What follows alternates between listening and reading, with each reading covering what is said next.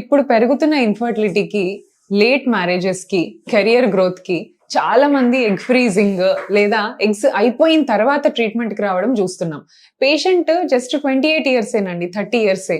But then because of her pollution, because of her lifestyle and work stress వల్ల AFC అంటే తనకుండే egg numbers just 1 or 2కి తగ్గిపోయాయి అనమాట. So egg numbers తగ్గిపోవటం వల్ల what happens, మనం ఏం సజెస్ట్ చేస్తాము?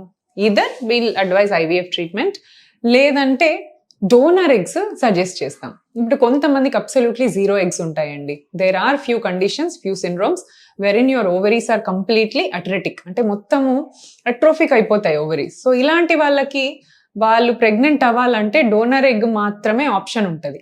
మరి డోనర్ ఎగ్ అనగానే అందరు భయపడతారు, వేరే వాళ్ళ ఎగ్గా అది ఇది అని.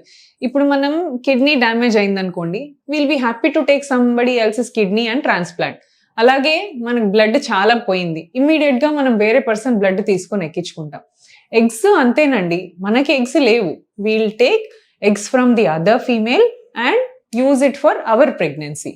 సో ఇది ఏంటంటే we will select egg donor based on strict criteria. So age should be less than 30, at least 30 to 35 years కంటే తక్కువ ఉన్న వాళ్ళని మాత్రమే చూస్ చేస్తాము.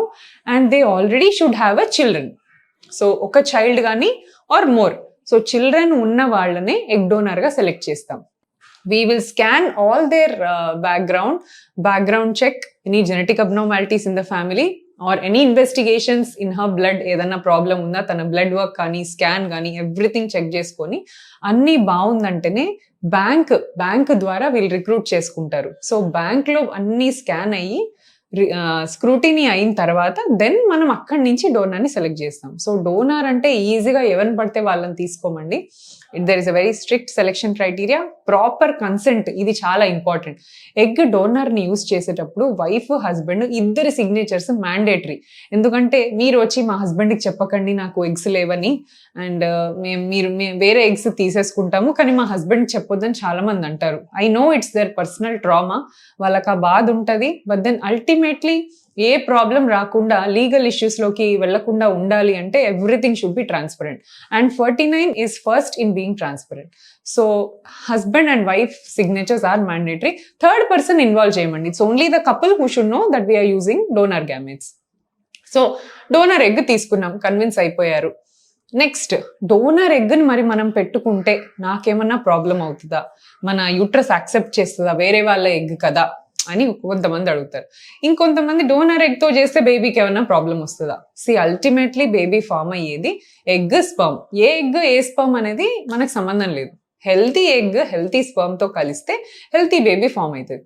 అండ్ మన యూట్రస్ కి ఎంబ్రియో ఉంటే చాలండి. మీ ఎంబ్రియోనా ఆర్ వేరే ఎంబ్రియోనా రిజెక్ట్ అవుతుందా, ఈ డౌట్స్ అవసరం లేదు.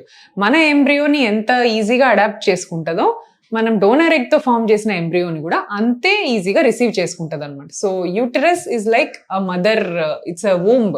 So it nurtures every embryo which gets in to it. So ఇలాంటి రిస్క్ కానీ బేబీలో ఆర్ మదర్కి డోనర్ ఎగ్ తీసుకోవటం వల్లనే సక్సెస్ రేట్ డ్రాప్ అవుతుందా అనే డౌట్స్ ఇవన్నీ అవసరం లేదండి. You can happily go for a donor egg if your body or your gynec specialist advises it for you. Thank you so much.